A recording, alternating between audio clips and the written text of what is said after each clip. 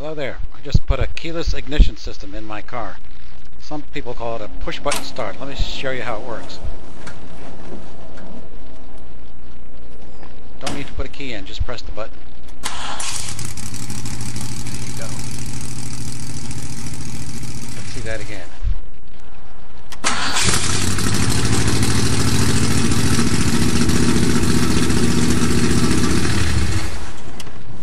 It works on an RFID device. It's all contained in this little key fob. Carry the key fob with you, and it lets you start the car. Without the fob, it won't start. It's just a dead car. When you carry it in your pocket within 10 feet of the car, it'll start easily. Just press the button on your panel and you're off and flying. It was easy to install, provides me peace of mind. I know no one can start the car without the fob within 10 feet, and I'm the only one that carries that. So it's looking good, peace of mind, easy to install. Product works really nice.